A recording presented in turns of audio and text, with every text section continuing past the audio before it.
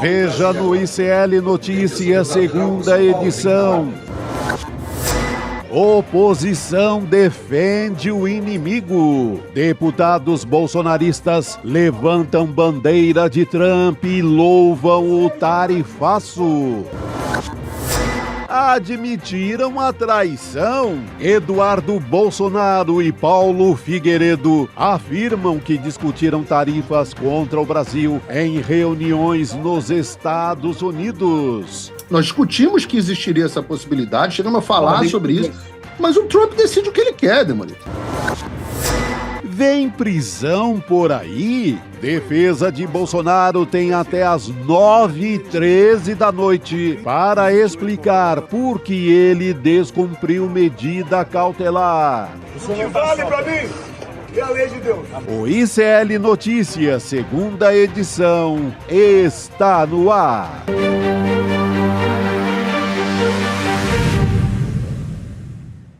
Olá, boa tarde. Seja muito bem-vindo, seja muito bem-vinda. O ICL Notícias, segunda edição, está no ar. Já estamos ao vivo nos canais do Instituto Conhecimento Liberta, Eduardo Moreira, também no canal da Voz Trabalhadora no YouTube. Boa tarde também para você que nos ouve pela web rádio São João, diretamente de Quixadá, no Ceará. A gente já está aqui a postos. Eu, Chico Sá, Heloísa Vilela também em Brasília. Elô, boa tarde para você.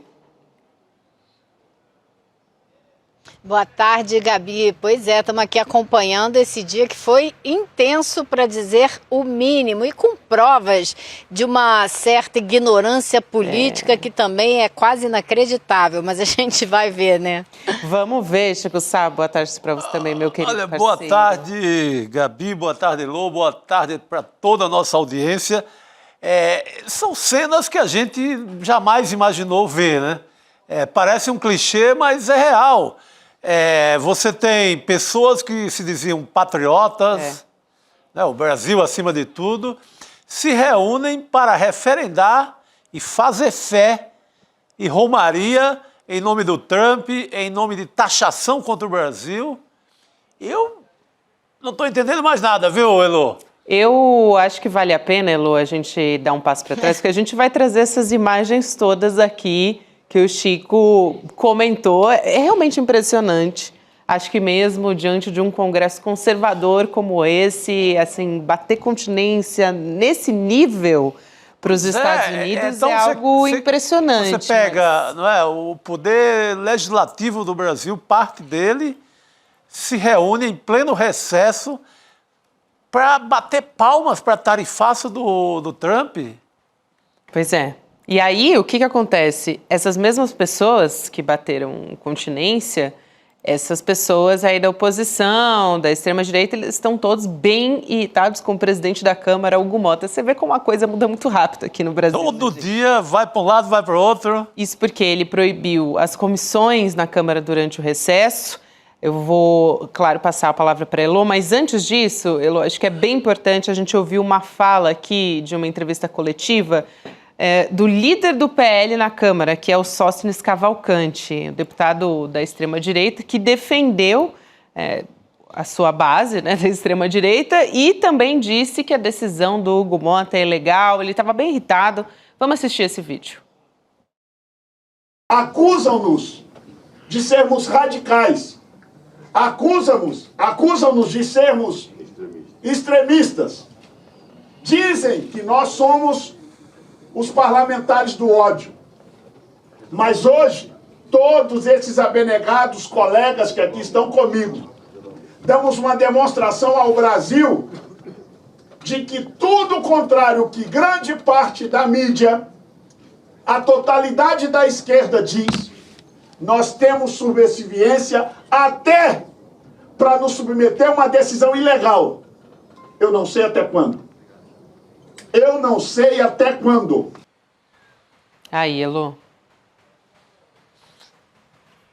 Pois é, Gabi, eu acho que assim, esse tom final dele foi, para mim, de ameaça. Com certeza. Não sei até quando, e repetiu, não sei até quando. Então foi uma ameaça. E eu acho que a gente precisa contextualizar essa história, porque o dia hoje aqui acordou já fervendo, né? Os bolsonaristas marcaram 2 reuniões na Comissão de Segurança Pública e na Comissão de Relações Internacionais, com a intenção de aprovar uma moção de louvor, de solidariedade ao Bolsonaro. Acontece que a gente está no recesso parlamentar e na segunda-feira eles já sabiam que estava em recesso e o presidente Hugo Mota já tinha dito que não era para fazer reunião nenhuma. E aí o que aconteceu? Eles vieram para cá para fazer reunião, 2 reuniões marcadas para as 10 horas da manhã. E a gente chegou lá, estava tudo em obra, porque o Congresso aproveita o recesso para fazer consertos, reparos, manutenção, pintura. Então estava uma zona de gente trabalhando, fumaça, e eles insistiram. E foi meia hora antes das reuniões começarem que chegou o documento do Hugo Mota assinado eletronicamente proibindo que as reuniões fossem feitas. É isso que o Sóstenes está falando, que eles resolveram se submeter à ordem e não sabem até quando. Claro, eles tinham que se submeter, porque é a ordem do presidente da Câmara. Eles poderiam ter feito uma rebelião, ficado lá, tomado uma atitude mais radical. Poderiam. Acharam melhor se comportar e obedecer à ordem. E o Hugo Mota, ao mesmo tempo, está deixando claro que quem é o presidente é ele. Também foi exercer o seu poder de autoridade.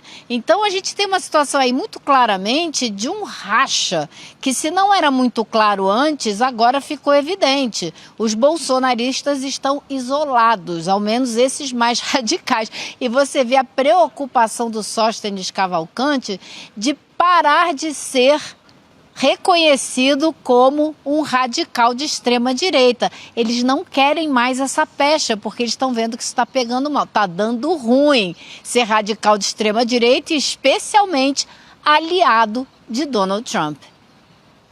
Eu estava vendo ali, Lu, a composição dos que restam, né, ao lado do Bolsonaro, e vi o Carlos Jordi, um deputado que usou o morto, segundo uma reportagem com provas, com fartas provas do UOL, um deputado que usou um morto, um falecido, para assinar uma emenda em nome de uma ONG, de uma entidade que recebeu 4,8 milhões para o Estado do Rio de Janeiro. Quer dizer, para o bolso de alguém, não foi para o Estado do Rio de Janeiro. Então, é essa composição.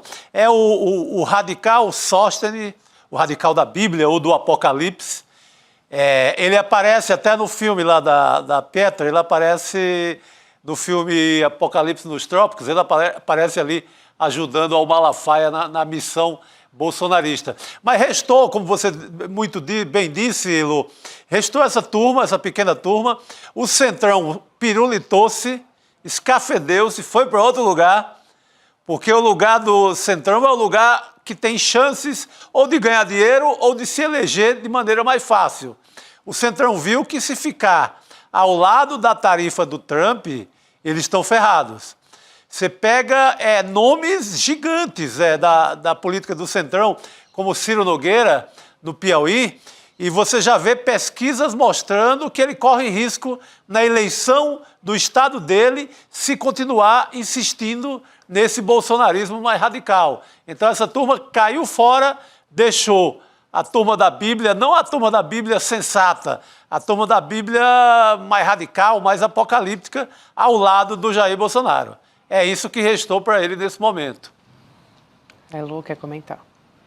É a turma do ódio mesmo, Chico, como ele disse, né? É a turma do ódio, e essa é mesmo a turma do ódio que a gente vem acompanhando no Congresso com declarações horrorosas, tudo aos gritos, né? Acusações absurdas. Então, essa é sim a turma do ódio. Agora, tem mais coisa acontecendo, porque além dessa discussão dentro do Congresso, no âmbito só da política, existem essas investigações da Polícia Federal, que foram lá apertar uma área importante importante do Centrão, que é o dinheiro que escoa para a Codevasf, e hoje teve uma outra operação com mais dinheiro do Centrão, que jorra ali pelo DENIT. Isso é muito importante, porque além de você rachar politicamente o Centrão com os radicais de extrema-direita, você aperta o próprio Centrão, que é o coração do orçamento secreto.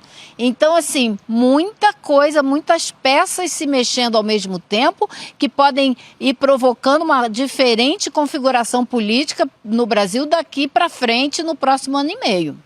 No próximo ano e meio, e parece que de uma semana para outra a gente vê mudanças consideráveis, né? Esse mesmo Centrão que estava ali se alinhando a tudo que existia na direita para conseguir fazer aquela derrubada no IOF, Hugo Mota e também o Davi Alcolumbre se juntando numa resposta a romper com o governo, agora estão isolando o bolsonarismo. Então, uma coisa, assim, realmente mudou muito de uma semana pra cá. Mudou muito, Gabi. Você falou muito bem. Essa manifestação, essa ordem do Hugo Mota já é algum sinal. Porque ele parecia completamente entregue ao que havia de pior ali do bolsonarismo, mas viu que isso é muito... É algo nunca visto no Brasil. E foi muito criticado, né, Chico? Uma rebelião na Câmara, em plenas férias, em pleno recesso. Uma rebelião, montaram uma rebelião bolsonarista. Então, óbvio que ele não teve a coragem ainda de colocar, pelo menos em discurso, a questão da cassação do Eduardo Bolsonaro, que é o traidor maior da pátria nesse momento. Mas, pelo menos, fez esse gesto. Que, olha, não vão fazer rebelião dentro da casa que é conhecida como a Casa do Povo, que é o Poder Legislativo. Então, pelo menos lá, não. Talvez até, a Elô disse, resolveram não escalar por enquanto a coisa, né? Poderiam ter sido até ficado lá de alguma maneira, descumprido essa decisão do Hugo Mota, mas resolveram que não. Talvez até tenha colocado isso na balança. Pode ser que tenha uma consequência até para o Eduardo Bolsonaro, né, Elô? Olha, e eu acho também, Gabi, que a gente tem que levar em conta a matemática. Se você olha para aquela imagem deles ali naquela coletiva de hoje, eu contei, eram 35 deputados e um senador. Que força é essa dentro do Congresso para, de fato, fazer uma rebelião? Então, o que resta a eles agora? Fazer o que eles estão fazendo, que é apelar para os bolsonaristas do público, para que eles se manifestem, para que eles demonstrem apoio, porque eles estão se sentindo enfraquecidos. Eu reafirmo o que eu falei ontem aqui, porque hoje, para mim, foi a mesma imagem, foi a mesma sensação geral. Existe um certo desespero de se ver isolado dentro do Congresso, quando antes eles estavam dando muito as cartas, porque estavam contando com o apoio da direita, que não é tão radical, de setores do Centrão, e agora eles estão vendo que o isolamento está começando a ficar forte, né? Porque não dá para você se dizer patriota e apoiar medidas que vão provocar, se forem implementadas, né, essas que o Trump está anunciando, vão provocar desemprego de milhares de pessoas, prejuízos para diversas empresas, inclusive empresas que os financiam, não é que os patrocinam. Então, eles estão numa berlinda, numa saia justa danada. Com certeza, a Elô falou sobre esse desespero, talvez seja um desses atos, o momento que o Sóstenes Cavalcante fala que as pessoas, que a população deve ocupar as ruas, pressionando pelas últimas decisões que o judiciário, que o Alexandre de Moraes tomou. A gente tem essa fala dele também, vamos assistir. Vamos ocupar as ruas do Brasil. Brasileiros, agora é a hora do povo brasileiro. Ocupem as ruas, mostrem sua insatisfação. Nós precisamos fazê-lo. Aí, somando, Elô, com essa imagem... eles estão pedindo para as pessoas... Vai lá. Não, então eles estão fazendo esse apelo aí porque eles estão sentindo que estão fracos. As últimas manifestações do Bolsonaro só diminuíram e eles estão precisando tentar fazer com que voltem a crescer. Acho que vai ser difícil com a pegada deles de tentar chamar as pessoas para apoiar a anistia que já foi, não enche mais rua. Eles estão sem pauta para atrair mobilização de rua. Esse é um problema sério que eles estão enfrentando. E a gente tem, depois a imagem mais forte do dia e a mais deplorável, difícil encontrar um adjetivo de todas, que foi aquela faixa com o nome do Trump, o Make America Great Again, né? Vamos fazer a América grande de novo. Então, olha, a gente está vendo agora as imagens aqui na tela, Elo, enquanto os deputados ali da extrema-direita estavam falando, um deles levanta, no fundo, a bandeira do Trump, quer dizer, na prática, o que eles estão defendendo, além de defender os Estados Unidos, é a taxação contra o Brasil, né? É isso que a gente está falando aqui, Chico? Taxação, não. Estão defendendo taxação, desemprego no Brasil e todo o prejuízo que será a consequência do tarifaço. A defesa é disso, não tem outra coisa. A gente observa ali figuras como o Coronel Zucco, é o que há de pior eleito no Brasil nos últimos tempos. Elo. Quem está segurando a faixa do lado direito é o Hélio Lopes e o de óculos escuros, que é o delegado Caveira. E do outro lado é o sargento Farrur, que costuma, né, ser um grande defensor do armamento amplo, geral e irrestrito no Brasil. Eu fiz até uma imagem da gravata dele, porque é realmente um negócio absurdo. Mas eu acho assim que essa imagem não é só deplorável, Gabi.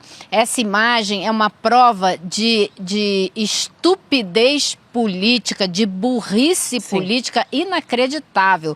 Esses caras não leem pesquisa de opinião, não veem que a grande, vasta maioria da população brasileira está não só preocupada, como criticando esse tarifaço do Trump. E eles vão botar uma bandeira do Trump. Tem que ser muito politicamente estúpido. E não foi à toa que rapidamente o próprio Sóstenes pediu a eles para baixar a bandeira. E o Bilinski, o Paulo Bilinski, que é o presidente da Comissão de Segurança Pública, né, disse que depois explicou e disse que pediram para baixar a bandeira porque esse não era o foco da conversa. O foco da conversa eram as reuniões ali das comissões. Estava todo mundo encabulado com a estupidez dos colegas, né? Eu concordo 200%, Elo.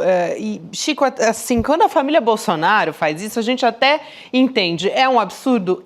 Mas eles estão fazendo isso em nome de interesses políticos pessoais. Agora, essa gente que está no Congresso, tudo bem, deve ali muitos deles cargos à extrema-direita e ao bolsonarismo, mas não vai ter segunda vez, né? Porque está isolado. Não vai ter... Gabi, eu creio que seja, pegando a palavra que a Elo falou, que seja uma aposta mesmo aberta na estupidez, que ainda terão eco de outros estúpidos que podem seguir votando neles. Porque são... você vê que é uma turma entre mais da bancada da bala, mais radical, né, do tipo que usa a arminha na gravata, daquele tipo que coincide com o pensamento do Bolsonaro de vamos metralhar os adversários políticos. É o suprassumo dos fascistas, né, do Congresso, que sobrou ao lado do Bolsonaro. Talvez aposte mesmo nessa estupidez que há de ter no Brasil uma quantidade de gente, de eleitores suficiente para nos reeleger. Porque só sendo essa a aposta. Espero que nos estados dessa gente não tenha mais alguém capaz de dar um voto a uma figura como essa. Uma figura nefasta, são figuras desprezíveis, né? Porque se você aposta que o tarifaço vai te levar a ser eleito de novo, quando você vai causar desemprego, você vai levar a economia do Brasil a uma condição muito delicada. Então, se você aposta nisso, desse suicídio econômico, aí, gente, deve ser realmente uma aposta que exista ainda um bolsão de eleitores capaz de cometer a loucura de votar nessa gente. Elô, eu tenho uma atualização aqui, eu queria aproveitar a sua presença aqui.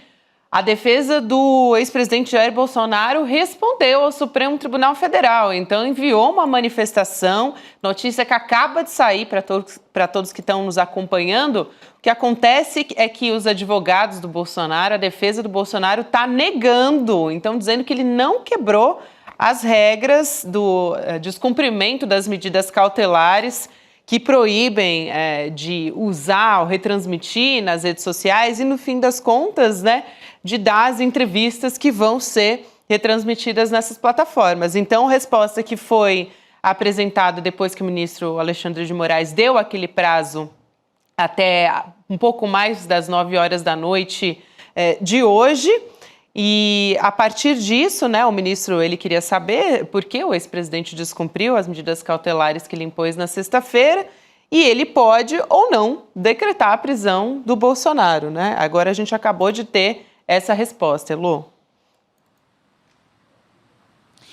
Gabi, eu acho assim, que, de fato, o texto da cautelar do ministro Alexandre de Moraes deu margem a essa argumentação agora da defesa do Bolsonaro, porque assim que ela saiu, para muita gente, ela ficou confusa. Sim. Até mesmo aqui no Supremo Tribunal Federal, nós que somos jornalistas, que somos credenciados aqui, começamos a pedir uma explicação do próprio ministro para que explicitasse o que pode e o que não pode, porque ficou dúbio, sim.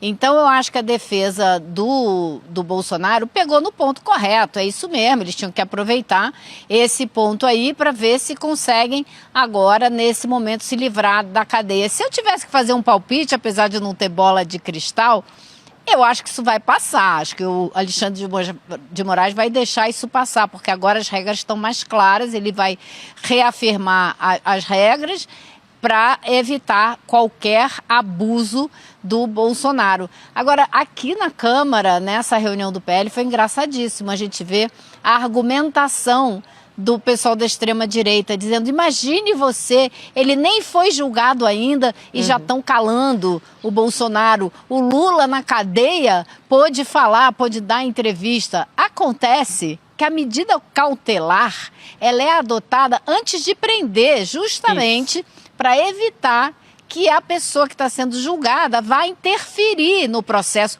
que é exatamente o que o Bolsonaro está tentando fazer, tentando trazer interferência de fora do Brasil para dentro, para salvar a pele dele, ao mesmo tempo que coloca o país, a economia do país em risco, em nome dele se proteger. Então ele está tentando interferir no processo. O Lula já tinha sido julgado, já estava preso, não tinha como interferir em processo algum. Então também é outra argumentação estúpida, mas no caso não é feita por ignorância ou por burrice, é para distorcer os fatos na orientação que eles querem dar a toda essa história, né? Ô Chico, quero passar para você, ler um trechinho aqui do que está dizendo a defesa do Bolsonaro.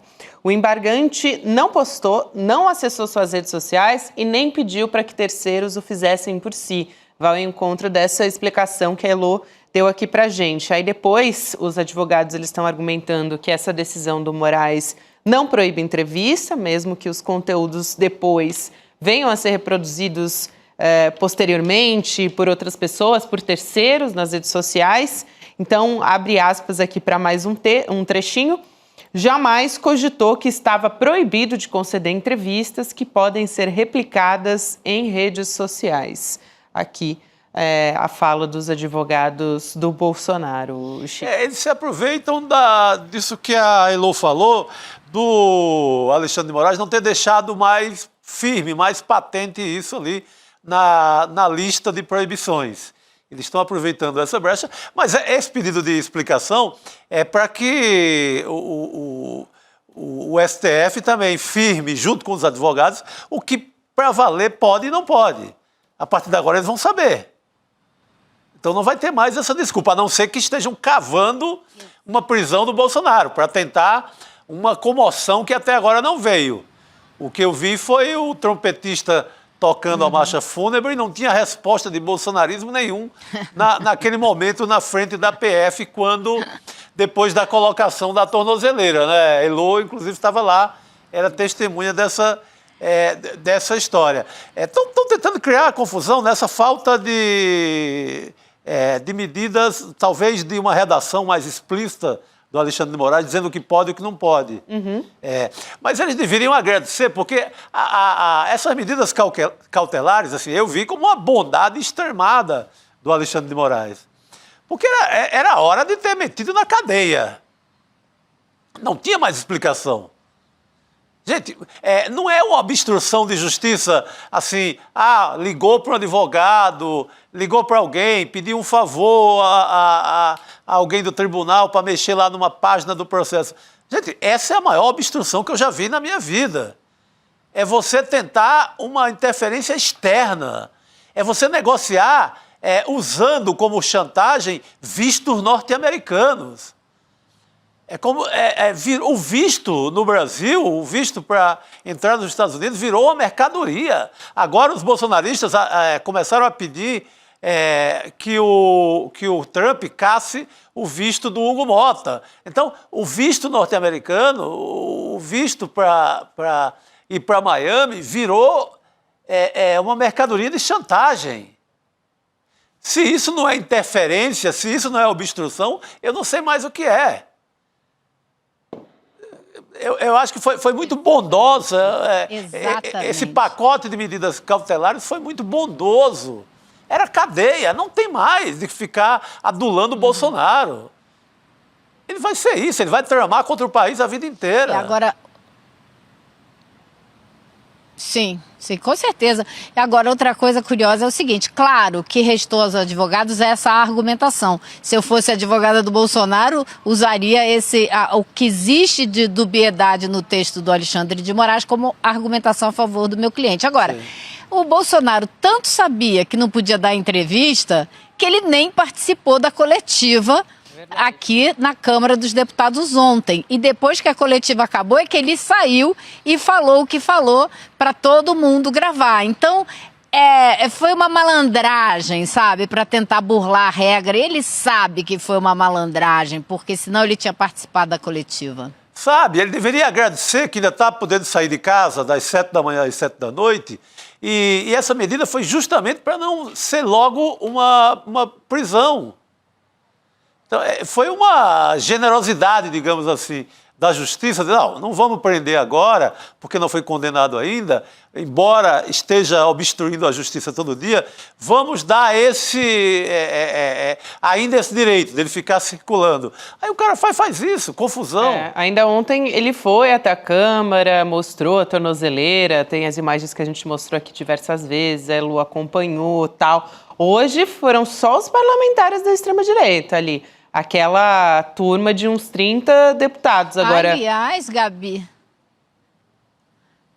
havia expectativa de que ele aparecesse. Exato. Na hora que eu cheguei na Câmara hoje de manhã, a expectativa é de que ele fosse aparecer. Ele já não veio, porque também tem medo da cana, né? Ele sabe o que não pode, o que pode e o que não pode. É óbvio que ele sabe, mas o que é que essa família faz desde 2018 no Brasil? Criar confusão.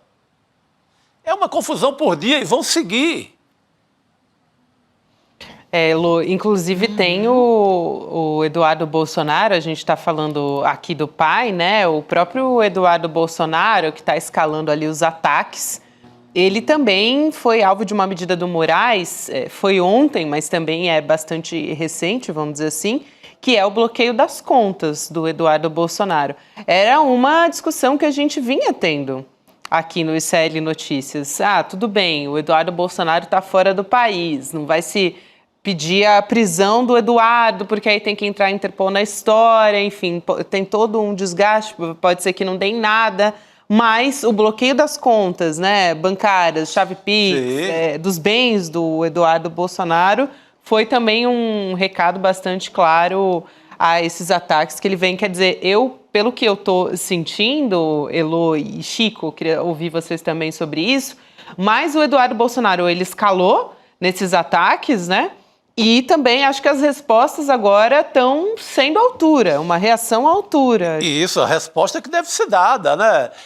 Não pode deixar esse sujeito circulando em Washington para prejudicar a economia do país, sendo financiado por nós, por dinheiro público. Gente, aí também pode tudo, né?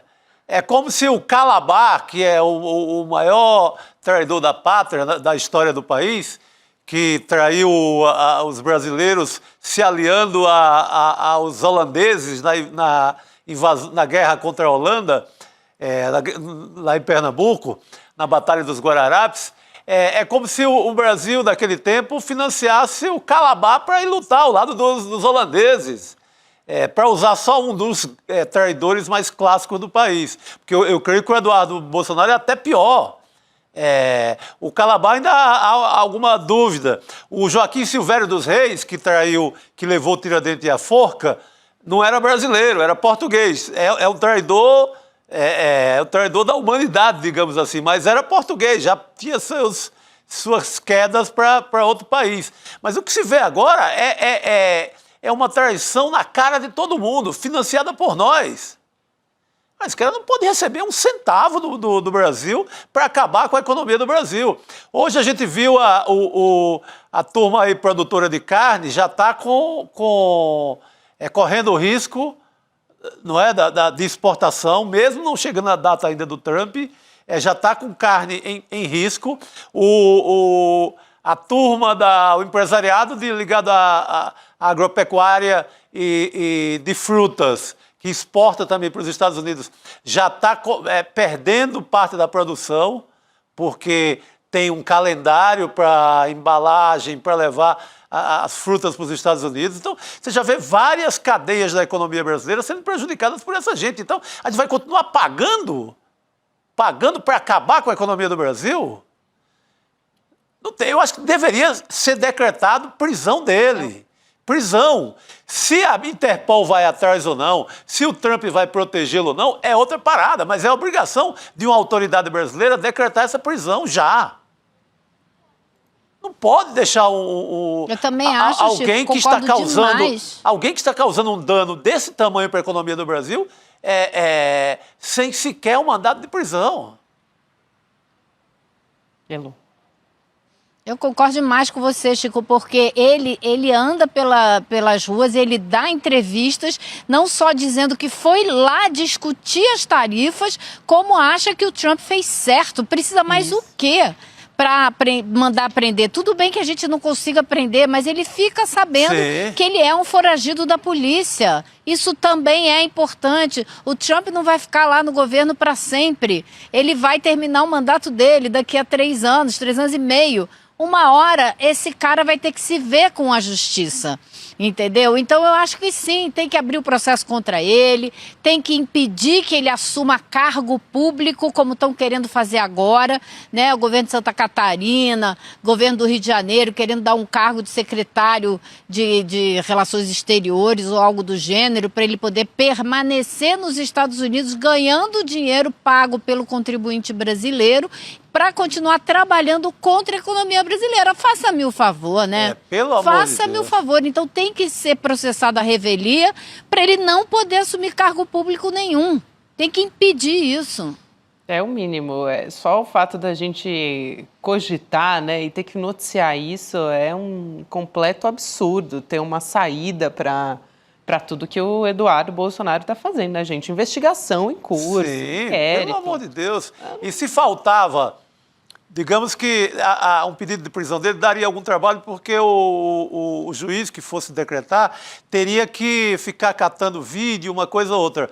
Se faltava isso, ontem numa entrevista ao Demore, no canal do Demore, do Leandro Demore, ele ali está dito, na boca do Eduardo, que todo o trabalho de traição à pátria que está sendo feito nos Estados Unidos.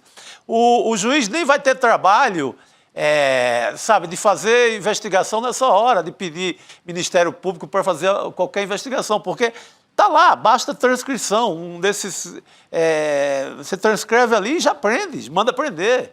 Aliás, daqui a pouquinho, Chico, a gente vai trazer também aqui esse vídeo Chico, não vai dar... do Inteligência Limitada. Vai lá, Elo. Mas eu acho que não vai dar trabalho nenhum. 2 blogueiros em 30 minutos entregam isso tudo para a justiça. Exato. Mole. Muito, Tem um monte de gente que está levantando e guardando isso tudo. Inclusive, coisas que ele posta que porventura são apagadas, o pessoal guarda. Então isso não vai ser problema. E aí a gente está falando de confissão, é réu confesso. Isso. Então... Perfeito. Não sei por que estão demorando tanto a fazer isso, pelo amor de Deus. Mas tivemos esse primeiro passo, né? Esse primeiro passo... Já foi uma resposta. Uma decisão do ministro Alexandre de Moraes. Elô, bom estar com você aqui.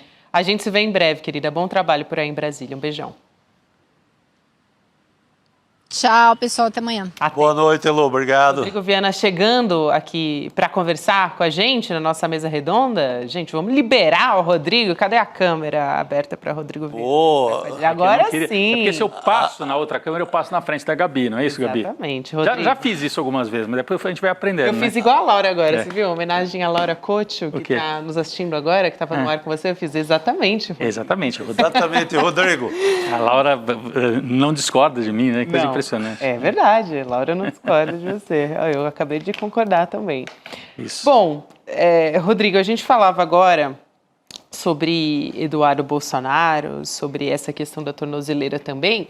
Esse é um dos assuntos que vão estar no Precisamos Conversar de hoje. Tem que estar, né? Porque é um assunto que domina as conversas aí pelo Brasil inteiro, né? Não é só aqui no nosso noticiário, não. É mesa de bar, é conversa de WhatsApp, em casa, né? Todo momento a gente está falando disso. Ele que está sendo monitorado pela Justiça e tem todas essas questões no entorno do descumprimento de medida cautelar também. Também outros assuntos que vão ser discutidos, que vão ser pauta, que vão ser conversa. Você vê aqui na tela agora, Viva Preta Gil. Eu amei que a gente vai ter uma homenagem, né, à Preta Gil, a deusa preta. Foi emocionante. Eu, assim, fiquei... Acho que todo mundo, né, sentiu que perdeu, parece que um amigo, né, uma amiga. Eu vi uma cena tão bonita, a Preta com 2 anos, acho que no batizado, na festa dela de 2 anos, carregada pela Gal Costa. Que era a madrinha dela. Exatamente. Não, a luta toda dela, pela vida, né? A história e a alegria que ela era, foi muito triste, muito pesado. Furacão Preta Gil, né, gente? E, bom, essa imagem que você falou, 2 estrelas, né? A Gal e a Preta Gil. Maravilhoso essa lembrança que você traz aqui desse vídeo. Outro assunto que vem são o Trump, o Epstein, os segredos da ilha, os novos documentos que colocam o presidente Donald Trump no centro dessas revelações todas têm teoria da conspiração. Eu falei em detalhes também com o Jamil Chad nessa semana sobre isso. Tem detalhes lá sobre essa história também. Uma história que é muito boa, que virou meme nas redes sociais, a gente falava sobre isso na semana passada. Você lembra, Rodrigo, do casal Coldplay? O que é aquilo? Quando colocam a câmera ali nos 2 amantes e aí o vocalista fala, vocês são tímidos? Olha, você aí que arrisca em show com amante... Ficou a lição, né? Gente. Pelo amor de Deus. E aí o negócio criou uma proporção gigante, porque descobriram quem era, presidente de Big Tech, né, de grande empresa, cargos altos, era do RH, enfim. Gerou uma comoção nas redes sociais. Não dá para fazer momento fofura em show, né, com amante. E nos Estados Unidos eles têm esse hábito da câmera, né? Nos jogos de basquete, jogo de beisebol, qualquer jogo lá ou qualquer show. Vai no casal. No intervalo, vai no casal que tá se beijando. E às vezes pega gente que não queria se mostrar. Coldplay, né, no auge do romance. Esses aí deram azar. Mas o espírito da fofoca ali tomou conta, né? Mas é um bom tema, né? Também para desdobrar para a política a questão da traição, né? Quem que está traindo quem, né? O Eduardo Bolsonaro traindo o Brasil, né? Uma traição ao Brasil, né?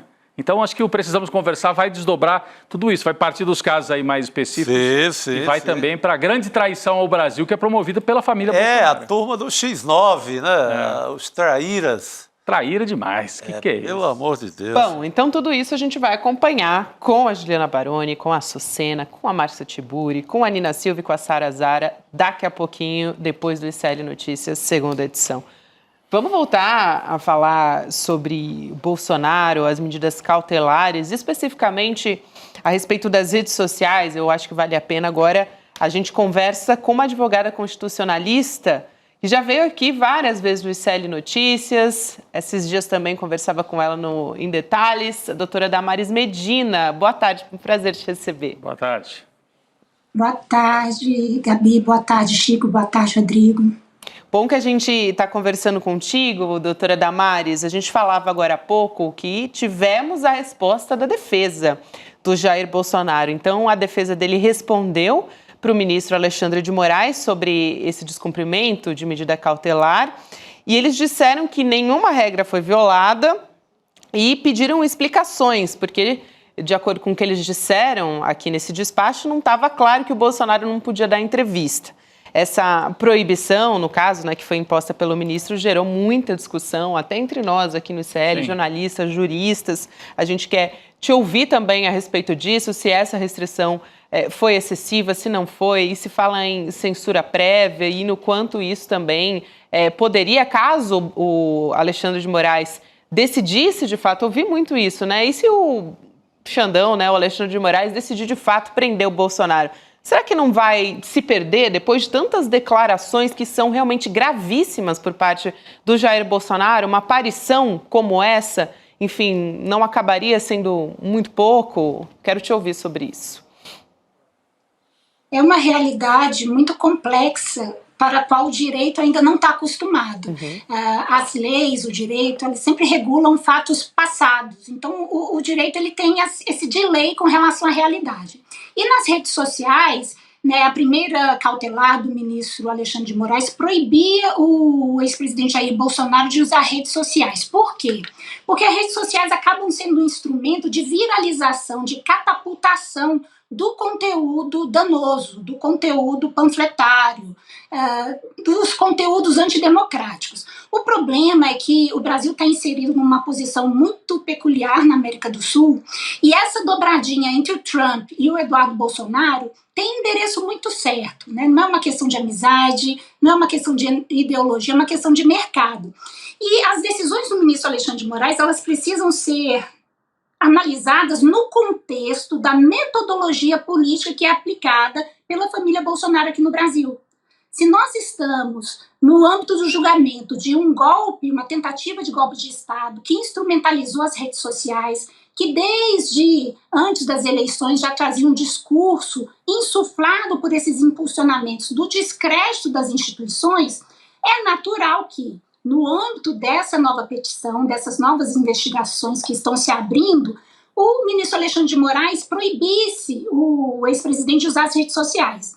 É uma zona muito cinzenta, porque nós podemos discutir a proporcionalidade dessa medida à linha de um princípio constitucional, que é um princípio da liberdade de expressão, da impossibilidade de censura prévia, que são princípios próprios e adequados para as mídias antigas. Né? Porque o que acontecia? Você dava uma entrevista falsa num jornal, vendia, 5 mil edições, depois você processava esse jornal porque comprovava os danos, a inveracidade, e isso era controlável. No ambiente das redes sociais, no ecossistema de desinformação e na manipulação em massa que nós temos hoje, ainda muito pouco estudada, né? Tem um filósofo que é Durkheim, que ele falava de collective effervescence, do efeito assim, coletivo que levava todo mundo num sentimento de manada. Nós ainda não sabemos, isso está sendo estudado ainda, nós temos exemplos da influência disso nas eleições. Tem uma entrevista, inclusive, muito interessante do Peter Thiel, que é um dos sócios da Palantir, que ele falava em 2011, né, ele é, inclusive, um representante da extrema-direita, que a política não ia precisar mais de maioria, porque com as redes sociais eles teriam formas de manipular e formar esses blocos de uma forma muito consistente. Então, por mais que se questione, eu acho que é válido o questionamento sobre os limites dessa decisão, a proibição de dar entrevista, a instalação aqui no Brasil de um cenário de censura prévia, que é vedado constitucionalmente. Essas medidas do ministro Alexandre de Moraes têm que ser entendidas no bojo das declarações que o ex-presidente deu, da permanência dos ataques, né, que não param. Né, eu costumo falar entre os meus clientes assim, que 2016 aqui no Brasil vai ser o apocalipse, só que 2016 já chegou. Estão todos 26, em franca campanha. Né? 26. É 2026. E nós temos também exemplos no direito comparado. Na Turquia e na Hungria, olha que interessante, houve também exemplos similares de censura às redes sociais, mas sempre em sinais opostos, né? Aqui no Brasil é o primeiro caso em que o ministro da Suprema Corte determina e proíbe o uso de redes sociais para preservar a democracia. Na verdade, o que nós temos é instrumentalização e aplicação dessa censura prévia por ditadores, né? E aí realmente assim, a língua é muito, o discurso ele é muito sofisticado, porque ele é instrumentalizado. O que eles fazem aqui no Brasil? Pegam esses discursos de minorias que estão sofrendo mesmo em governos ditatoriais, mudam os signos e aplicam o mesmo discurso aqui. Como se a gente estivesse misturando laranjas e maçãs. Isso é um método também, uma metodologia da extrema-direita. Ela usa os mesmos signos com sinal absolutamente trocado. E hoje, como ninguém está muito interessado a minha sensação é que as pessoas não estão interessadas em serem convencidas, não estão sequer abertas à factualidade das coisas, para quem sabe mudar de opinião. Então só vão repetindo o refrão, mas nós temos uma escalada, assim, um ataque à soberania brasileira sem precedentes, pelo presidente dos Estados Unidos, que é a suspensão dos vistos de ministros do Supremo, do Procurador-Geral da República, ataques contra o PIX, a inauguração lá do tarifaço, porque antigamente as ingerências dos Estados Unidos nos países da América Latina, ela era velada, ela era meio assim, nos bastidores. Agora é uma interferência clara, que sinaliza também que o Trump ele não quer um governo ideologicamente alinhado aqui no Brasil em 2026, ele quer um fantoche, literalmente. E aí saiu hoje... perdão. Imagina, doutora Damares, eu queria só... A nossa equipe conseguiu aqui separar um trecho da resposta da defesa do Bolsonaro, e é interessante aqui o que eles dizem. Eu vou trazer aqui, eles dizem o seguinte: em nenhum momento, de nenhuma forma, o que se entendeu foi proibido que o embargante concedesse entrevistas, Jair Bolsonaro, o que, aliás, não condiz com a jurisprudência pátria. No entanto, na data de ontem, Vossa Excelência proferiu nova decisão, assentando que, abre aspas, eles reproduzem a decisão do ministro Alexandre de Moraes. A medida cautelar de proibição de utilização de redes sociais diretamente ou por intermédio de terceiros, imposta a Jair Bolsonaro, inclui, obviamente, as transmissões, retransmissões ou veiculação de áudios, vídeos ou transcrições de entrevistas em qualquer das plataformas das redes sociais de terceiros. Estou frisando aqui. E aí, na sequência, eles descrevem, ora, tal decisão, com todo respeito, vai muito além da proibição de utilização de redes sociais. E aí, na sequência, mais adiante nesse mesmo documento, eles dizem, de toda forma, em sinal de respeito absoluto à decisão da Suprema Corte, o embargante não fará qualquer manifestação até que haja o esclarecimento apontado nos presentes embargos. Então, eles estão pedindo, portanto, o esclarecimento, mais uma vez, ao ministro Alexandre de Moraes. Eles estão querendo que o Alexandre de Moraes coloque por escrito: o senhor está proibido de dar entrevistas, porque isso abriria realmente um debate bastante complicado, colocaria o Alexandre de Moraes na figura de um censor prévio. Então, o advogado está jogando com as armas do direito. Sim. Nesse caso, eu acho que até com a competência de uma defesa técnica, não cabe a nós tripudiar ou criticar o advogado, né, sim, Chico? Ele está jogando com as armas que ele tem. Talvez fosse até importante ouvir a doutora Damares sobre isso, mas me parece, Chico, que toda essa questão estaria resolvida se o Alexandre de Moraes decretasse a prisão do Jair Bolsonaro. Sim. Aí está preso, não pode dar entrevista, só se o juiz autorizar, como sempre foi no Brasil, né? Até o maníaco do parque concedeu entrevista, né? Com autorização do juiz. Sim. Com autorização do juiz. Então, Fernandinho Beiramar. Fernandinho Beiramar. Alguns colegas meus entrevistaram. E também, então, com autorização do juiz sempre. Então, eu acho que resolveria esse problema, né? Se fosse decretada a prisão, talvez seja isso que seja necessário fazer, né? Mas parece que ele é incapaz, parece que é um réu incapaz de não obedecer nada da justiça. As cautelares, né, doutora Damares, são exatamente para evitar uma prisão, evitar algo pior para o réu, que seria a prisão preventiva.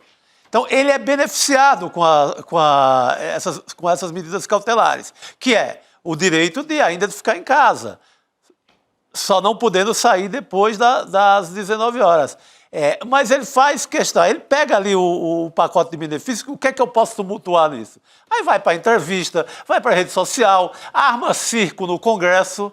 Gente, ele está sob efeito de medidas cautelares, não é para estar fazendo comício por aí em qualquer esquina. Então, ele não quer aproveitar o benefício que ainda tem da justiça e parece que ele está querendo forçar a prisão, não é, doutora Damares? Tem um artigo, um livro muito interessante que chama Engenheiros do Caos, que é exatamente a metodologia que a extrema-direita usa. Na minha avaliação, a decisão do ministro Alexandre de Moraes, a interpretação que eu dei a ela quando ela saiu, foi no sentido de que no mesmo sentido em que o advogado colocou na defesa, de que ele não estaria proibido de dar entrevistas. Tanto que assim que ele saiu da Polícia Federal, com a tornozeleira, né, colocada, ele falou com toda a imprensa, ele se manifestou. A minha leitura é que, a partir do momento em que ele começou a usar a imprensa para continuar insuflando conteúdo antidemocrático naquela esteira da permanência do golpe, avançou num discurso de que ele estava sendo perseguido, de que era humilhação. Aí ele instrumentalizou politicamente o que foi até uma medida humanitária do ministro Alexandre de Moraes. Dado o estado de saúde do ex-presidente, ainda tem complicações lá da facada que ele levou, volta e meia tá no hospital. Então vejam como uma medida menos restritiva acabou sendo usada contra o ministro Alexandre de Moraes, uma medida que a gente pode até analisar numa perspectiva humanitária por conta do estado de saúde do ex-presidente. E aí, diante do conteúdo das falas que ele começou a usar, seja na imprensa, aí tá, porque assim, hoje em dia é impossível a gente controlar a imagem. Quer dizer que o Alexandre de Moraes vai dar uma liminar e vai proibir qualquer pessoa de divulgar qualquer conteúdo sobre o ex-presidente Jair Bolsonaro. O direito não está preparado para essa realidade das redes sociais. Mas eu acredito, na minha leitura, essa segunda cautelar foi concedida de uma maneira mais restritiva, com um aviso: olha, se você continuar usando o discurso antidemocrático, eu vou ser mais severo ainda. Então, na minha visão, não foi o veículo em si, não foi o fato de dar a entrevista, porque a minha primeira interpretação da cautelar também foi no sentido de permitir falar com a imprensa. É o conteúdo do que ele vem divulgando que constitui uma permanência, uma continuidade dos atos antidemocráticos que estão previstos no Código Penal como delito.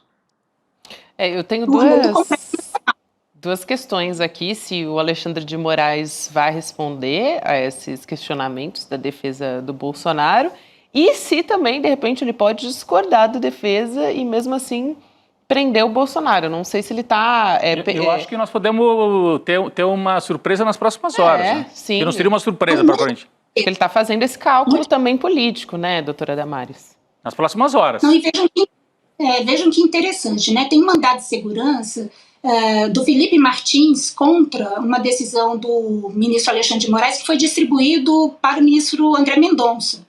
E uma característica do processo do contencioso constitucional é que o relator tem muito poder. Todo relator, o ministro Alexandre de Moraes, todo relator do processo no Supremo tem muito poder. O ministro André Mendonça poderia a qualquer momento conceder uma liminar suspendendo a tramitação da ação penal. E ele simplesmente não apreciou o mandado de segurança, o que mostra que, apesar de a imprensa, de o próprio Bolsonaro e família querer personalizar as decisões do Supremo Tribunal Federal na figura do ministro Alexandre de Moraes, é um movimento do Supremo como um todo protegendo a democracia. Quando a primeira cautelar dele foi ratificada pela turma, é importante a gente destacar também que formalmente o ministro Alexandre de Moraes nem precisava desse referendo da turma, porque a emenda regimental 58 do Supremo, que determina o referendo imediato, é no caso das ações do controle concentrado. No caso de uma ação penal originária, o relator tem essa competência que decorre do poder do juiz, poder de cautela de todo juiz. Ele optou por submeter ao referendo da turma, 4 votos foram no mesmo sentido do dele, o ministro Fux foi o único que votou de forma divergente, entendendo que as medidas impostas eram desproporcionais. E aí nós temos, aquela curiosa, para ser eufemista, decisão dos Estados Unidos de suspender o visto dos ministros do Supremo, menos do ministro André Mendonça, Cássio Nunes Marques e Luiz Fux. Então é uma alegoria, assim, que a gente nunca pensou que fosse assistir no cenário internacional, né? Pois é, sai a decisão ali dos Estados Unidos deixando de fora dessas sanções justamente os 2 ministros que foram indicados pelo Bolsonaro e o Luiz Fux. Depois vem o Luiz Fux e diverge na maioria da primeira turma no STF. Tô com passagem, né, comprada para Disney. E ele pode estar Unidos também, né? Exatamente. Ele vai e confirma, né? Confirma a aposta do bolsonarismo e a aposta do Trump. É isso. Que ele não prejudicaria nada do lado da extrema-direita. Foi o que aconteceu. É aquele ministro que matava no peito, né, na época da Lava Jato. E nós temos, assim, eu tenho uma sensação muito grande de déjà vu, né, porque nós tivemos, por exemplo, essa tentativa de dar um cargo público para o Eduardo, para que ele possa continuar, né, sob certa proteção. Na época da Lava Jato, vocês devem lembrar, a Dilma queria indicar o Lula como ministro-chefe da Casa Civil, e o ministro Gilmar Mendes deu uma liminar no mandado de segurança, cancelando essa posse, contrariando a jurisprudência pacífica do Supremo, que entendia que não é competência do Supremo definir cargo discricionário que o presidente pode escolher ad nutum, né? Então nós temos no Brasil um movimento muito intenso de centralidade da Suprema Corte, que coloca o Brasil realmente como um laboratório, assim, uma ponta de lança para essas crises das democracias constitucionais, e uma função muito desafiadora, né, para o ministro do Supremo. Também não deve ser fácil. Falando nisso também, doutora Damares, eu queria trazer o caso do Eduardo aqui para a nossa mesa, porque o Eduardo está procurando maneiras de não renunciar ao cargo dele como deputado. E aí, a gente vai pedir aqui a sua análise, enfim, a sua explicação também sobre essa possibilidade do Eduardo de se tornar secretário estadual do Rio de Janeiro. A Mônica Bergamo traz uma reportagem mostrando que o governador Cláudio Castro estuda criar uma secretaria especificamente para salvar o mandato do Eduardo. O Lindbergh Farias, o deputado, já pediu, se antecipou e pediu para o ministro Alexandre de Moraes conceder uma medida cautelar preventiva para evitar que o Eduardo assuma cargo comissionado. Somado a isso também tem algo que a gente já falou, que é a determinação do Alexandre de Moraes do bloqueio de bens, né, de contas bancárias também, PIX, do Eduardo Bolsonaro. Aliás, também eu estava falando aqui do Lindbergh Farias, esse mesmo deputado, né, o líder do PT na Câmara, ele também pediu a preventiva do deputado Eduardo Bolsonaro, deputado licenciado, né, até o momento, pelas ameaças que o Eduardo fez agora contra a Polícia Federal. Até o diretor-geral deu uma resposta dizendo que ia incluir no inquérito a respeito de todas essas ameaças que o Eduardo vem fazendo, mas tem esses 2 casos que a gente queria a sua avaliação também. É curioso, né? Porque a gente vai ficando velho e vai tendo saudade daquilo que a gente sequer não valorizava na época. Eu vou fazer 50 anos ano que vem, e eu sou de um tempo assim que, para ser político, né, você tinha que ter uma certa respeitabilidade. Eu acho que, principalmente depois da Covid, houve um embrutecimento das relações como um todo. E existe um instrumento na Constituição, está no artigo 51, que chama o decoro. O político ele tem que ser um exemplo de polidez, um exemplo de honestidade. Por quê? Porque ele recebe o mandato do povo para representar aquela parcela da população. Então, eu vejo nessas manifestações uma banalização, e eu fico me perguntando, eu escrevi sobre isso, inclusive, onde está o decoro? Onde é que foi parar o decoro parlamentar? Né? Nós temos, na história recente do Brasil, o Eduardo Cunha foi cassado, José Dirceu foi cassado por quebra de decoro, tem mais uns 2 exemplos, né? Porque eu acho que eu acredito que o próprio Congresso devia ter o pudor de referendar um tipo de postura dessa. Né? Pessoas que juram pela Constituição, que recebem um mandato eletivo e conspiram contra nós, que não trabalham, porque ele foi eleito para ser deputado federal. O exercício do mandato é no Brasil. Né? E agora ficam conjecturando alternativas para citar, incentivar isso. Né? Eu acho que a gente tem que resgatar o decoro parlamentar. Né? Porque imagina o exemplo que isso dá, o efeito pedagógico desse tipo de postura. Né? Você insufla estrangeiros, países contra o Brasil, você ataca instituições e você é premiado. Né? Então, aí eu fico me perguntando, qual o limite, né, para você se tornar um político, para você ser deputado, ser senador, ser presidente da República? Vale tudo, né? É uma sensação de que a gente está voltando para o faroeste, para a barbárie, porque, né, são representantes do povo. E aí eles agem como se o mandato fosse uma propriedade deles, não fosse... Porque o mandato eletivo não é um cheque em branco, não é um cheque em branco.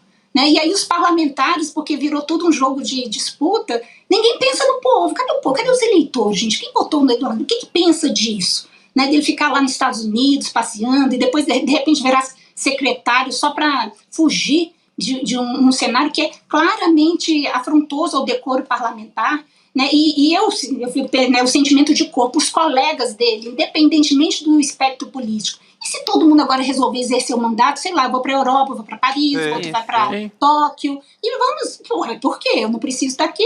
Está sendo perseguido? Como? Não tem nem mandato, como? Que perseguição? Devido a agora é perseguição? Então, realmente, assim, é um desafio, são tempos muito desafiadores para nós, eleitores, né? Os donos do mandato, na verdade, é o povo brasileiro, são os eleitores, não é a Câmara, não é ele.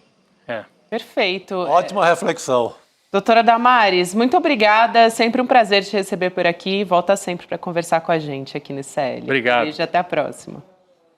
Eu que agradeço, gente, boa noite a todos e continuem aí. Valeu, querido. Boa noite, obrigado, querido. A gente vai continuar, ainda estamos aqui. Uma coisa, porque a gente vai normalizando, né? Vira quase normal a gente começar... Não, então ele vai conseguir um cargo de secretário, aí será que ele pode ficar lá nos Estados Unidos? Porque a lei diz o quê? Gente, não é a lei. É a base da representação política. Como é que alguém pode representar o povo do Brasil fazendo a escolha de estar num outro país para atacar o Brasil? Não faz o menor sentido, né? Então, seria uma operação, uma manobra que só cabe realmente dentro desses tempos sombrios de bolsonarismo. Cláudio Castro, que dizem também é do bolsonarismo moderado, também tenta ser do bolsonarismo moderado o governador do Rio de Janeiro, impressionante. Mas é uma tática, eu diria, próxima dos milicianos, eles estão adotando. Ontem, aquela fala do Eduardo Bolsonaro, dando uma piscadinha, né? Dizendo, atenção, você aí da Polícia Federal que está nos acompanhando, se eu descobrir quem você é, olha lá, e dá uma piscada, que é de mafioso, que é de miliciano. Ameaça para conseguir o que quer. É uma ameaça. Então, eles são milicianos e o Cláudio Castro, que está numa operação de proteção dos milicianos. Mas o cara ele se sente muito poderoso, não é? O cara consegue taxar o Brasil junto com o Trump. Ele vai destroçar a economia brasileira. Se ninguém deter, tem que deter esse cara. Apesar de, cinicamente, né, ele e o Figueiredo, o neto do ditador, na entrevista concedida aí ontem, né, para o Inteligência Limitada, o Demori estava lá, o Leandro Demori, e aí eles dizem, olha, a gente não sabia que o Trump ia adotar essas medidas do tarifaço, eles não assumem publicamente. Agora, eu acho que ele fez bem de adotar, disse o Paulo Figueiredo. É claro que eles sabiam, eles pediram, né? Eles clamaram por essa medida. E vamos ver se eles não ganharam muito dinheiro com isso, que é o que está sendo apurado. Investigado ainda. Pessoal, quero fazer uma lembrança importante aqui, hein? Desse dia que está mais um dia tão movimentado aqui na política.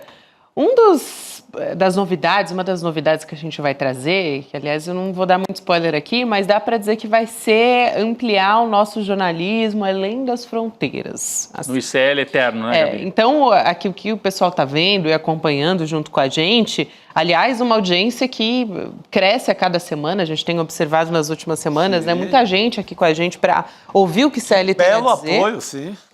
E a gente vai continuar fazendo e está ampliando isso. É uma das coisas que a gente vai anunciar nesse domingo agora, dia 27 de julho, Rodrigo. Sim, porque para ter repórter, vocês estão acompanhando nos últimos dias, Heloísa Vilela, hoje de manhã fez uma reportagem, deu um show ali mostrando as obras ali na Câmara, está acompanhando tudo em Brasília. Guga Noblar, outro dia estava dentro do condomínio aliás, ele vai estar aqui com a gente daqui a 2 minutos. Lá na frente da casa do Bolsonaro. Então, é a equipe na rua. O ICL deu esse salto de alguns meses para cá de investir cada vez mais em reportagem nas pessoas, grandes profissionais com experiência na rua. Aliás, já tinha tido a Heloísa em Gaza, a cobertura das enchentes, aí a nossa equipe em Brasília com vários repórteres. Cada vez mais, o ICL Eterno vai ampliar isso, Gabi, importantíssimo. Você que nos acompanha, participe domingo e ajude a gente a ampliar cada vez mais essa equipe do jornalismo também. É isso. Apurações como a do podcast, né, do Igor e da Juliana Dalpiva. Sim, o Malafaia, antes de ser estrela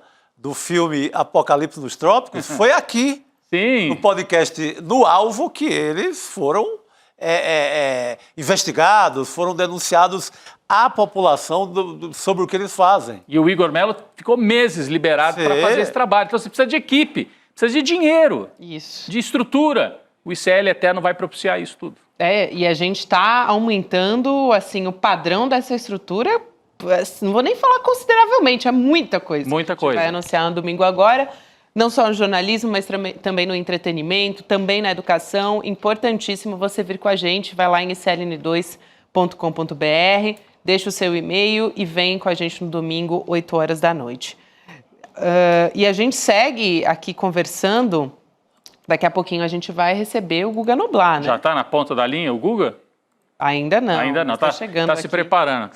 Será que ele está no condomínio do Bolsonaro hoje? Antes disso, antes do Guga entrar com a gente vai trazer a fala do Eduardo Moreira sobre o evento. O Edu tem a fala do Edu para o ICL. Aliás, tinha muita gente hoje aqui na sede do ICL. O Guga deve estar lá vendo se o Bolsonaro chegou em casa ou não, porque faltam 24 minutos para a chegada dele em casa. Está na hora de tomar sopa em casa, por enquanto, hein, Bolsonaro? Vamos nessa? Vamos, Edu Moreira. O ICL foi o único veículo de imprensa monitorado e perseguido pela ABIN paralela de Jair Bolsonaro. Nas mais de 1000 páginas do relatório da Polícia Federal, só o ICL aparece como veículo de imprensa. O motivo, todos vocês sabem. O jornalismo independente, que não tem patrocínio nem verba de empresas nem de governo e fala o que tem que ser falado. Eles tentaram destruir o ICL, mas eles não conseguiram. Agora, o pior para eles ficou guardado para depois. Mais especificamente para o dia 27 de julho. É nesse dia que eu vou anunciar as novidades mais revolucionárias da história do ICL. O início de um novo capítulo do ICL. E se o ICL já tirava o sono dessas pessoas antes, depois do dia 27, elas vão ver o tamanho do problema que elas compraram. Muito que bem, então você vem com a gente no domingo agora, dia 27 de julho, descobrir quais são essas novidades. Mas temos boas dicas aí hoje, hein? Teve evento aqui no ICL hoje, não vou contar mais do que isso. Já tá bom para todo mundo de spoiler. Agora, Guga Noblar vem com a gente, ele passou o dia no Congresso, assim como a Elô Vilela também, conversando com um parlamentar bolsonarista que estava bem frustrado, por dizer assim, né, Guga? Com essa decisão do Hugo Motta. Boa noite para você, é bom ter você aqui com a gente. Boa noite, Gabi, Rodrigo, meu querido Chico Sá. Estamos juntos para mais um dia de Bolsonaro, né, nas manchetes dos jornais. E a turma aqui, claro, os bolsonaristas raiz, os deputados que só foram eleitos porque estão na sombra do Jair Bolsonaro, se comportando aqui como cães fiéis que são e tentando criar tumulto, né, na Câmara dos Deputados, abrindo 2 comissões que são presididas por deputados do PL para fazer ali monção de agravo ao Bolsonaro, para reclamar da tornozeleira, da maneira injusta, né, que é como eles dizem que está acontecendo com Jair Bolsonaro, esse tratamento que está sendo injusto, segundo eles, e que está sendo dado ao Jair Bolsonaro. Mas o Hugo Motta colocou água no chope, né, digamos assim, da oposição do PL ao PL. São 48 deputados do PL, né, que vieram a Brasília no meio do recesso parlamentar. Eles não trabalham o ano inteiro, mas aparecem no meio do recesso parlamentar para abrir 2 comissões e fazer ali um agravo em favor do Jair Bolsonaro, só que o Hugo Motta não permitiu. Ele deu uma ordem dizendo que ninguém vai... Ele, nos bastidores, disse que ninguém ia passar por cima dele. E aí deu uma ordem de que não pode se abrir comissão durante o recesso. Então virou uma confusão hoje aqui, o pessoal do PL, os deputados do PL, alguns até falando em romper com o Hugo Motta, como se o Hugo Motta fosse de fato um aliado deles, mas o Hugo Motta se comprometeu, né, a tocar para frente a questão da anistia e hoje ele acabou dando um passo para trás nisso ao proibir essas manifestações bolsonaristas nessas comissões presididas por eles. É importante essa informação que você traz, Guga, porque acho que a essa altura do campeonato, depois de todo aquele desgaste do Hugo Motta, podia ser um balde de água fria trazer essa pauta da anistia. Mas eu queria trazer uma conversa do Guga Noblar com o Coronel Crisóstomo. Foi um daqueles parlamentares que estavam segurando a faixa com o nome do Donald Trump, com Make America Great Again, né? E na semana passada, esse mesmo deputado, né, o Coronel Crisóstomo, ele pediu que as Forças Armadas estivessem ao lado do Brasil. Deu uma das declarações mais graves que a gente ouviu na semana passada. E aí ele foi questionado pelo Guga e disse que não era favorável à faixa do Trump e negou que estava sugerindo um golpe militar. Então vamos assistir ao vídeo? Vamos ouvir. Vamos lá. O senhor estava incitando ali alguma intervenção militar? Não, eu acho que você está usando palavras... Não, eu estou perguntando, estou perguntando. Coisas que eu não falei. Senhor ali... Eu abro o vídeo aqui e mostro que eu estou perguntando. Não, você falou. Eu estou perguntando. Ah, tá. É uma pergunta. Então eu vou te falar. Não, nada a ver com a sua fala. Muita gente entendeu que o senhor estava ali pedindo que os militares tomassem uma atitude, ou seja, tá vendo? seria uma intervenção. É por isso que eu estou pedindo para o senhor explicar. Veja o verbo é pedir. A hora, é a hora. Eu não usei esse verbo pedir. Eu apenas disse que nós estamos num momento que a imprensa deve estar ao lado do povo e as Forças Armadas devem estar ao lado do povo. Apenas isso que eu falei. Ela não está ao lado do povo? Deve estar. Já está. Não, eu não vi porque eu vi general entregar pessoas para serem presas. Mas isso não é estar ao lado do povo. Quem entregou quem? Quem que o senhor está chateado? É só ver o que aconteceu no passado aí, no passado recente. Só quero reforçar aqui, Guga, você já corrigiu, mas eu quero reforçar essa correção também, porque eu vi mais uma vez a imagem da faixa e o Crisóstomo está na frente da faixa. Ele não estava segurando, mas estava ali com um grupo de parlamentares que estava apoiando. Totalmente enfiado na causa. O Guga, ele estava correndo. Mas o Guga também tem fôlego. Ele subestimou o fôlego de Guga Noblar, né? Que é isso? O que você achou da explicação dele, Guga? Subestimou. Não, ele viu que pegou mal. É claro que quando ele fez aquele discurso na Câmara dos Deputados, né, um discurso exaltado, ele diz ali que os militares precisam estar ao lado do povo, ou seja, não estava ao lado do povo naquele momento. Que momento? No momento em que a justiça estava colocando a tornozeleira em Jair Bolsonaro e passando para ele uma série de restrições que ele precisa seguir. Foi nesse dia, na esteira dessa decisão do Alexandre, que ele fez um discurso que claramente pedia algum grau de intervenção, no sentido, pelo menos, dos militares se mexerem, estarem ao lado do povo. Agora ele quis negar. Não é uma intervenção militar que eu pedi. Ele continua aí na entrevista, a gente ainda conversa mais um pouco, e aí eu faço ele ser claro, vem cá, é a favor ou não? E aí ele diz, não, eu não acho que os militares têm que se meter na política. Ele fala isso no final da conversa, então ele está tirando o corpo fora. Ele viu a pressão que foi, ele viu que falou bobagem e está voltando atrás. Pelo menos voltou atrás. Um dom que Eduardo Bolsonaro, gente, não tem. Eduardo Bolsonaro e aquele Paulo Figueiredo que está do lado dele sabotando o Brasil, esses dois sempre estão dobrando a aposta. Pelo menos o coronel Crisóstomo deu uma 180 graus ali, deu uma reviravolta ali no discurso dele e voltou atrás. Posso aproveitar essa fala do Guga? Claro. Ele estava falando ali do Paulo Figueiredo, né, do blogueiro bolsonarista, do neto ditador e também do deputado Eduardo Bolsonaro. Eles ontem admitiram que a imposição de tarifa comercial do Trump contra o Brasil foi tema de reunião que eles tiveram com as autoridades ali do governo Trump. Então, isso desmente a afirmação do Jair Bolsonaro, que estava alegando várias vezes que não tinha nenhuma relação com imposição de tarifa. Enfim, a gente estava prometendo aqui que ia trazer a transmissão dessa fala, né, do Inteligência Limitada, que é um podcast que teve a participação do Leandro Demore nessa entrevista com perguntas, e o deputado e o blogueiro, eles estavam ali dizendo que eles sugeriram para o governo Trump que só o ministro Alexandre de Moraes fosse alvo de sanção, além de outras autoridades brasileiras, talvez outros ministros, né? Só que eles reconheceram, né, que conheciam o arsenal, vamos dizer assim, que os estadunidenses poderiam utilizar contra o Brasil, que essas decisões do Trump também foram acertadas. Repetiram isso mais uma vez. Então a gente tem esse trecho aqui e a gente volta a conversar. Vamos lá. A gente não imaginou que fosse, no início, decretado tarifa. Mas como o Paulo bem falou, né, nós não somos o presidente dos Estados Unidos, a gente não tem o poder da caneta. Né? Então... Não é nem que nós não imaginávamos.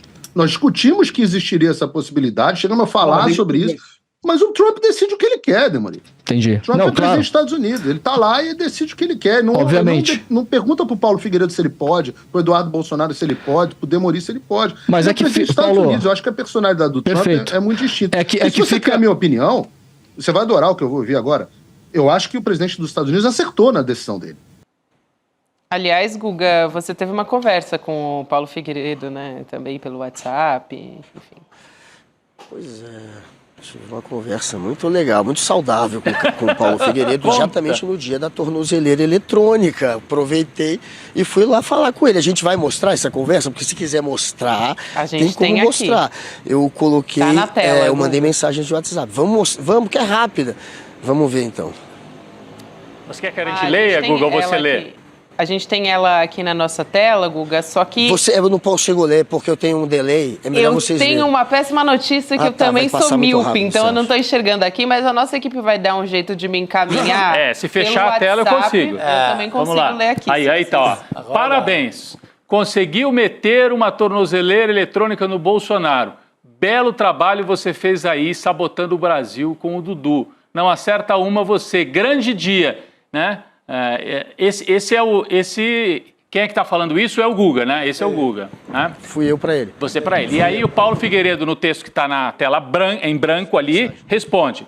Você acha que isso não fazia parte do plano? KKKK. Você acha que eu estou tentando impedir que coloquem tornozeleira ou prendam o Bolsonaro? Senta aí, relaxa e goza que o filme tá bom, mas vai ficar melhor. E aí o Guga completa. Conta aí em qual capítulo dessa história o filme vai ficar bom para o Bolsonaro ou para você. Porque vocês viraram os piores vilões do Brasil. Aí é o Guga falando com o Paulo Figueiredo. Acha mesmo que o Bolsonaro preso será bom para o seu movimento insano de sabotar o Brasil para atacar o Alexandre de Moraes? Esse filme, o final será péssimo para vocês. Já está óbvio esse roteiro. Aí o Paulo Figueiredo diz, sem spoilers, só te digo que eu estou gostando muito e o Eduardo também e vai ficar melhor. Aí o Guga vai para cima. O Eduardo está perdendo a linha, ameaçando o Brasil, até com porta-avião dos Estados Unidos. Estão se queimando desse jeito. Assim, até os patriotas darão as costas a vocês. É até infantil imaginar que o Trump atacaria o Brasil como ele sugere. Está muita quinta série essa estratégia de vocês. Só dará em prisão de vocês 3 por obstrução da justiça. Tá aí, né, Guga? Acho que a gente resumiu aí a fala. Não sei se continua, mas foi o principal, estava aí, Guga. Foi.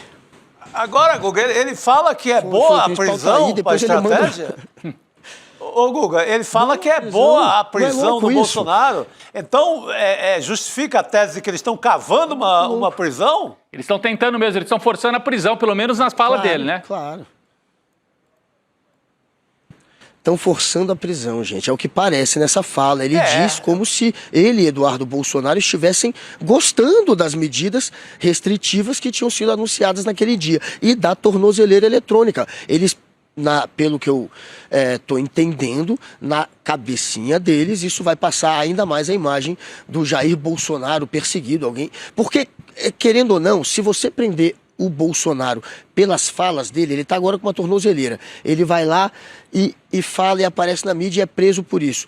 Em algum grau, isso vai ser usado pela extrema-direita para continuar passando desinformação e querer criar a imagem de que Bolsonaro foi preso não pelo golpe, mas porque falou demais. Ou seja, é a liberdade de expressão em jogo de novo.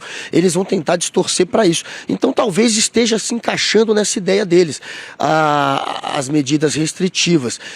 Eu também fiquei surpreso, porque todo esse barulho que eles estão fazendo, a anistia, é para tirar o Bolsonaro da cadeia. E ele vai lá e fala, não tô nem aí se o Bolsonaro colocar em tornozeleira ou se ele for preso. Você acha que eu tô lutando contra isso? Diz ele nessa resposta. Então, claro que isso sugere que querem usar o Bolsonaro como mártir, de certa maneira, para uma causa que esses fanáticos acreditam que na cabeça deles, eu acho que é uma mistura de fanatismo com oportunismo, eles acreditam que é uma causa que vale a pena talvez usar até o Bolsonaro, levando ele para a cadeia nessa situação agora de uma prisão preventiva. É o que sugere a mensagem de Paulo Figueiredo. Ô Guga, eu li um pouco rápido, né? Assim, claro, a gente está aqui no ar. Se você quiser destacar alguns dos trechos, né? Porque a gente fez uma leitura um pouco rápida, acho que o Chico, a Gabi e eu já destacamos esse em que ele parece estar comemorando, ou está fingindo pelo menos, é tudo parte do plano que o Bolsonaro pega a tornozeleira. Então, o que você destacaria? Porque eu acho importante, você conseguiu uma declaração importantíssima, Guga, de um dos artífices, de um dos articuladores aí dessa estratégia que vem lá dos Estados Unidos. No restante da conversa, ele reforça um pouco que novidades virão. E logo depois dessa conversa vieram ascensões pedindo visto e negando, cancelando o visto dos ministros do Supremo. Então eu acho que ele já sabia da história dos ministros do Supremo, porque o resto da conversa ele fica ali. Não vou dar spoiler, mas você verá, vai acontecer. No final eu até digo, vamos fazer uma entrevista para valer. E aí eu te pergunto tudo, diz aí. Eu digo para ele, você sabe que eu vou publicar essa conversa, eu alerto que eu vou publicar. Vamos logo fazer uma entrevista, por quem que são os próximos alvos. E aí logo depois veio a decisão de ir para cima dos vistos. Agora, o que eu destaco é que na cabeça dele, eles estão indo para um tudo ou nada. De fato é um tudo ou nada contra o Alexandre de Moraes. Ele está disposto a tudo não, porque ele está lá nos Estados Unidos tomando milkshake enquanto tuita. Mas ele quer sacrificar os outros. Ele quer ir para uma guerra insana mesmo contra o Alexandre de Moraes. O ego desse Paulo Figueiredo, assim como o ego do Eduardo Bolsonaro, não permite que eles retrocedam. Ele não pode voltar atrás. Eu trabalhei com o Paulo, eu tinha que debater com esse cara na Jovem Pan, imagina. Era uma loucura. Eu tive que, por um longo tempo, estar cara a cara com esse sujeito. E o que eu percebo nele é que ele é alguém que tem um ego muito grande e que precisa se sentir muito famoso, precisa se sentir muito reconhecido. Ele vem de uma família militar importante. O avô foi um presidente biônico, um presidente colocado pelos militares, mas ele tem, portanto, uma família que goza de uma história que talvez o pressione a querer ser alguém famoso, a querer ser alguém importante. Eu acho que ele é alguém que corre atrás muito de fama, de se sentir importante, de se sentir falado. Eu acho que ele corre muito atrás disso. O ego dele é o que alimenta muito ele. E nessa conversa aparece um pouco isso, porque quando eu provoco, ele responde e acaba entregando informação. E é sempre provocação que eu apelo pro ego, que eu falo, fez bobagem, você é tolo. E ele não pode ficar com a última palavra, ele tem que mostrar que ele é o brabão, e ele vai lá e acaba falando demais. Eu acho que ele é assim. Tem um momento que a gente não mostrou no final, que ele inclusive, é um momento meio quinta série da conversa, me chama pra briga, me desafia pra lutar. Ele chega a isso. Física? E se você vê aquela mensagem que a gente ele me chama para uma luta no pay-per-view, me oferece uma bolsa de 100 mil reais, além do pay-per-view, para eu ir lá nos Estados Unidos, lutar contra ele. O cara é maluco. Ele tá preocupado com o nome, com ego. A gente tem aqui, rola esse trecho. Peraí que a nossa equipe está separando aqui. Assim que subir aqui para a tela... Eu não estou conseguindo ver. Não, pode deixar, Guga, que a gente vai tocar aqui, depois você comenta. Beijão, mas tem que ir lá trabalhar. Você não está virando herói. Aí ele fala assim, a proposta continua de pé, 100 mil para você vir aqui, cair numa porradinha raiz, old school, pay-per-view. É tipo aquela briga, sabe na saída da escola que os meninos brigavam? Vamos nos pegar lá fora. Vamos brigar lá fora. Mas claro que o Guga... E a briga não pode ser aqui no Brasil, porque ele vai preso, né? Então ele chamou pra lá, pro palco mas dele. A cereja do bolo vem na sequência. Leia aí, Gabi. Então eu super top sair na mão com você e nas regras do Vale Tudo. Como você sugeriu, eu só quero mudar um ponto... No lugar de dinheiro, eu quero que você se entregue para a Justiça do Brasil. Perfeito. Eu te dou uma surra e você se entrega depois. Esse seria o meu prêmio. Pensa aí se quer fazer a companhia para o Bolsonaro no Chilindró. Seria um prazer para mim. Boa sorte na trairagem ao país. Está dando super certo para a imagem de vocês. Aí ele ainda responde, topa mesmo? Aí o Guga, se você se entregar, claro. Aí ele, posso botar no contrato? E se eu ganhar, o que acontece? Aí o Guga diz, então, eu não estou fugindo da justiça. Se você vencer, você vai levar a sua bolsa e ainda poderá se vangloriar. Aí ele diz que não está fugindo da justiça. Eu acho que a justiça discorda, né? Claro, ele foi denunciado e nem se defendeu até hoje. Exatamente. O neto do ditador, Guga. Pois é, o neto do ditador, que você vê, é sempre com provocação, apelando pro ego. Ele me chama pra luta, aí eu falo, você tá fugindo da justiça. Falei pensando que ele ia, obviamente, acusar golpe e responder. Ele responde, não, eu viajei, e a Interpol não me colocou na lista, e se me citarem eu vou responder. Ele começa a dar mais informação, que a gente precisa entender essa situação dele ser foragido, dele estar na lista da Interpol. Então, é muito fácil manipular uma pessoa que tem um ego deformado igual dele. E foi isso que eu tentei fazer nessa conversa. E consegui algumas informações. No final, eu peço a entrevista e ele se nega, fala, te darei quando você tiver audiência. Ele disse que eu não tenho audiência. Aí eu falo, olha, se a gente colocar a tela, eu acho que eu te bato na audiência. Aí ele fala, vamos abrir uma live, eu mesmo, caçado, tenho audiência. Ele continua querendo dar a última palavra e querendo mostrar que ele é o maioral, que ele é o grandão, porque o que ele quer, gente, é ser famoso, confia. Esse sujeito quer ser famoso, acima de tudo, acima de Deus, de pátria, de patriotismo. Eu acho que esse diálogo traz muito, né? Como estava explicando o Guga sobre quem é. Sensacional esse diálogo. O Guga que está falando com a gente ali da porta do STF. Guga, só assim, a gente está com o tempo assim em cima da hora, mas o Xandão pediu que os advogados do Bolsonaro se manifestassem, eles se manifestaram. Você acha que podemos ter alguma surpresa ainda hoje, Guga, vinda aí do gabinete do Alexandre de Moraes, entre hoje e amanhã? O que você, não sei se você tem informação, impressão, o que você acha que pode acontecer? Fala, Gabi. Não, vou só pedir para o Guga ali contar para a gente 2 minutinhos, tá. Se ele for conciso, que daqui a pouquinho a gente tem que seguir com a nossa programação. Vai lá, Guga. Claro. Não, olha, ele se for preso, claro, não vai ser agora que sairá essa decisão, vai ser amanhã, provavelmente às 6 ou 7 da manhã, que é tradicionalmente o que acontece nesses casos. Mas como a defesa contraria ali o ministro e, de certa maneira, levanta uma série de dúvidas sobre a interpretação do ministro, o que leva a questionamentos sobre o que o ministro falou, eu acho que ele vai ter que, de alguma maneira, responder a isso, e não vai ser tão rápido. Eu acho que eles conseguiram, talvez, uns dias, entendeu? Que era o objetivo disso tudo, né? Eles queriam conseguir pelo menos alguns dias para que a decisão não fosse de imediato, porque o clima lá era de Alexandre de Moraes realmente não querendo ser feito de bobo. Ele não vai querer ser feito de bobo, ele colocou medidas cautelares, elas não foram seguidas e ele tem obviamente uma razão agora para pedir a preventiva, já tinha muito tempo, né, para pedir a prisão cautelar, né, mas ele acho que não agirá assim ainda, já deveria ter agido, a gente sabe. E agora está difícil, está numa situação complicada, porque faltam 2 meses também só para o julgamento. No fim de setembro ou no meio de setembro, o Bolsonaro vai estar preso, então talvez espere ainda. Muito bem. Pode ser então que a partir das 6, 7 horas da manhã a gente tenha 3 batidinhas na porta. O Guga está apostando que não, que acha que o Bolsonaro... Mas se acontecer, vai ser... Se acontecer, amanhã cedinho, é isso aí. É isso, Guga. Se acontecer, é de manhãzinha. Isso aí. Provavelmente. Agora 9h13 não vai ser. Não, agora não vai ser. 9h13 terminaria o prazo para responder. Já responderam. Agora Exato. ele tem o tempo dele para formular como ele vai agir. Bom, vamos guardar então as nossas apostas para em breve a gente vai ter essa resposta aqui daqui a algumas horas. Guga, bom trabalho por aí. A gente se vê em breve, mas você continua, com certeza vai ter muito o que conversar ainda aí no Congresso. Valeu. Valeu, obrigado. Valeu, Guga, obrigado.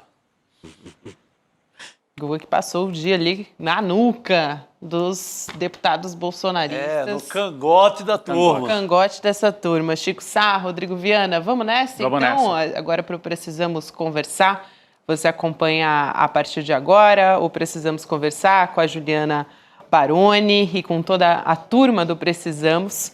E a gente volta amanhã também, às 7 horas da manhã. Depois do Precisamos, tem também o Espiritualidade na Ação, com o Frei Davi, com o Eduardo Marinho e também com o Atay Araújo. A gente volta também a partir das 7 horas da manhã com o Desperta. Tchau, gente. Boa noite. Até amanhã.